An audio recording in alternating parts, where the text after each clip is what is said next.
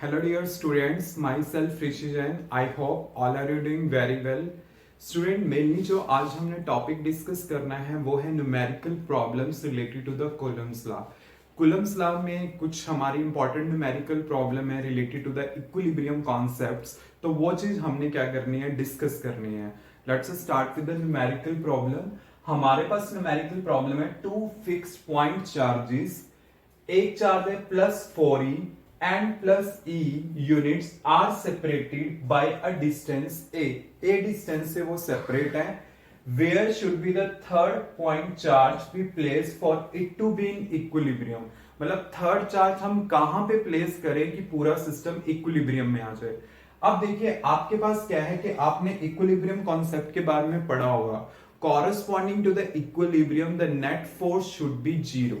मतलब अगर आपने चार्ज को, थर्ड चार्ज को इक्विलिब्रियम पे लेना है तो उसके ऊपर नेट फोर्स कितनी होनी चाहिए, 0। ठीक है, तो यहां पे देखिए मैं दो चार्ज ले रहा हूं, एक मैंने लिया है +4e और एक चार्ज मैंने लिया है +e, और दोनों के बीच में जो डिस्टेंस ऑफ सेपरेशन है यहां पे वो है a। क्लियर। अब देखिए मैंने एक थर्ड चार्ज प्लेस करना है और ये गिवन नहीं है कि वो कहां पे प्लेस करना है। मैं इन दोनों के बीच में भी प्लेस कर सकता हूं, आउटसाइड भी प्लेस कर सकता हूं। बट अगर इक्विलिब्रियम एस्टैब्लिश करनी है तो दोनों की फोर्सेस का डायरेक्शन अपोजिट होना चाहिए, तभी कैंसिल होंगी। अगर दो फोर्स सेम ही डायरेक्शन में होंगी तो वो ऐड हो जाएंगी, तो हमने वहां पे उसी तरह से सेटअप करना है। तो देखिए अगर मैं चार्ज को यहां पे प्लेस करता हूं, let it be Q charge, तो ये प्लस इसको क्या करेगा, इस साइड रिपेल करेगा, ये प्लस इस चार्ज को क्या करेगा, इस साइड रिपेल करेगा। मतलब इसकी वजह से जो फोर्स का डायरेक्शन आएगा F1, let it be this, और इसकी वजह से जो फोर्स का डायरेक्शन यहां पे आएगा वो क्या आएगा, F2, ये आएगा। मतलब अपोजिट डायरेक्शन में आ रही है। एक टाइम के लिए मैं सपोज कर लेता हूं कि सपोज करो कि मैंने वही चार्ज आउटसाइड कंसीडर कर लिया। वैसे तो मुझे पता है कि मेरा आंसर यहां से आ जाएगा, बट लेट इट बी कि किसी क्वेश्चन में अगर मैंने मान लो आउटसाइड कंसीडर किया तो प्लस की वजह से इसके ऊपर जो फोर्स एक्ट करेगी F1 वो इस डायरेक्शन में एक्ट करेगी, और इसकी वजह से जो इसके ऊपर फोर्स एक्ट करेगी, क्योंकि प्लस है, ये इसको क्या करेगा, इस साइड रिपेल करेगा, तो यहां पे क्या एक्ट करेगी, इस डायरेक्शन में। तो आप यहां पे देख सकते हो कि इसकी वजह से भी फोर्स इस डायरेक्शन में, इसकी वजह से भी फोर्स इस डायरेक्शन में, तो ये दोनों आपस में क्या हो रही हैं, ऐड हो रही हैं। तो इसका मतलब यहां पे इक्विलिब्रियम कॉन्सेप्ट नहीं चल पाएगा, ये इक्विलिब्रियम यहां पे सिस्टम एप्लीकेबल नहीं हो पाएगा। मतलब अगर मेरे पास दोनों चार्जेस पॉजिटिव हैं तो आपको चार्ज को बीच में ही प्लेस करना है। बीच में प्लेस करने का मतलब ये मत मानना कि exactly at the mid point आपने प्लेस करना है। तो मैं मान लेता हूं इस चार्ज का यहां से जो डिस्टेंस है वो x है, तो ये कितना सेपरेशन बचेगा, क्योंकि टोटल a है, ये अगर x हो गया तो ये कितना बचेगा, a माइनस x, तो हमारे पास ये आ जाएगा। क्लियर। अब देखिए हमने F1 और F2 का वैल्यू पुट करना है एंड देन हमने क्या करना है, इक्वेट कर देना है। मतलब अगर ये इक्विलिब्रियम में होगा तो F1 का वैल्यू क्या होगा, F2 के इक्विवेलेंट होगा। अब force acting on this due to this वो कितनी होगी, 1/4 पाई एप्सिलॉन नॉट, एक चार्ज Q है और एक 4e है, दोनों के बीच में डिस्टेंस कितना है, x, तो x का स्केयर। नेक्स्ट F2 कितना होगा, 1/4 पाई एप्सिलॉन नॉट, और एक चार्ज Q है और दूसरा कितना है, E है, और दोनों के बीच में डिस्टेंस कितना है, ये a माइनस एक्स, तो आपके पास क्या आ गया, a माइनस एक्स का whole square. 1/4 pi epsilon naught cancel out, Q से Q कैंसल आउट, E से E कैंसल आउट, तो आपके पास क्या आ जाएगा, 4/x square equal to 1/a minus x whole square. अब क्या करना है, आप इसको ऐसे लिख दो, 2/x का whole square equal to 1/a minus x का होल स्केयर। तो दोनों साइड स्केयर हैं, तो इसका मतलब क्या है, 2/x equal to 1/a minus x. अब मैं इसको क्रॉस मल्टीप्लाई कर लेता हूं तो क्या आ जाएगा, 2a minus 2x equal to x, तो कितना आ जाएगा, 2a इक्वल टू 3x, तो x कितना आ जाएगा, 2a by 3। तो मतलब आपके पास क्या आएगा, x का वैल्यू ये आ जाएगा।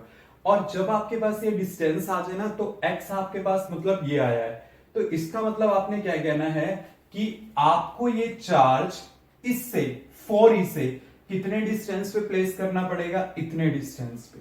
क्लियर? क्योंकि यहां से डिस्टेंस कुछ हो रहा है कि यहां से डिस्टेंस है a माइनस एक्स और यहां से है x, so you will write your answer in the sense कि आपको वो चार्ज जो थर्ड प्लेस करना है इस वाले से कितने डिस्टेंस पे प्लेस करना है, 2a/3 के डिस्टेंस पे। Clear students? आई थिंक ये चीज आपको क्लियर हो चुकी होगी। Now student, next numerical problem is two similarly and equally charged identical metal spheres A and B repel each other with a force of 2 into 10 raised to power minus 5 Newton. Means आपके पास दो sphere है और दोनों एक दूसरे को repel करते हैं with this force. A third identical अनचार्ज sphere C is touched with A and then placed at the midpoint between the A and B. What is the net electric force on C? मतलब situation क्या दिया गया आपको, दो metallic sphere है मेरे पास, एक तो A है और एक है B। दोनों के बीच में जो फोर्स लग रही है बेसिकली, जैसे आइडेंटिकल है तो एक के ऊपर चार्ज Q ले लिया, दूसरे के ऊपर भी चार्ज मैंने Q ही ले लिया। अब देखिए दोनों के ऊपर जो फोर्स एक्ट कर रही है वो कितनी होगी, 1/4πε0, और दोनों के बीच में मैं डिस्टेंस कंसीडर कर रहा हूं, लेट इट बी a। तो आपके पास क्या आ जाएगा, 1/4πε0 q into Q divide by a square. और ये जो फोर्स है वो आपको दी गई है 2 into 10 raise to power minus 5 newton. अब क्या है, एक थर्ड स्फीयर लिया गया C, उसको इन दोनों के बीच में प्लेस किया गया। क्लियर? बट वो कैसे कि पहले इसको इसके साथ टच किया गया और फिर इसको इससे सेपरेट कर दिया गया। जब मैं C को A के साथ टच करता हूं तो हमेशा याद रखना जो चार्ज होता है वो इक्वली डिवाइड होता है, एवरेज के अबाउट डिवाइड होता है। जैसे सपोज करो मेरे पास एक स्फीयर है और ये दूसरा स्फीयर है, इसके ऊपर चार्ज Q है और इसके ऊपर अभी चार्ज 0 है, कुछ भी चार्ज नहीं है।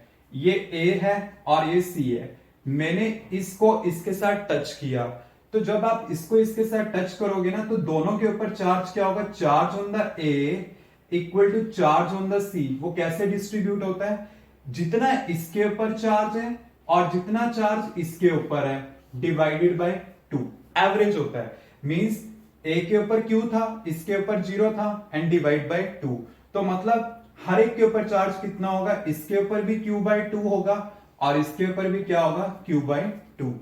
तो मतलब अब इस सिचुएशन में सेकंड जो सिचुएशन होगी, इसके ऊपर चार्ज आ गया Q/2 और इसके ऊपर भी कितना आ गया, Q/2 आ गया।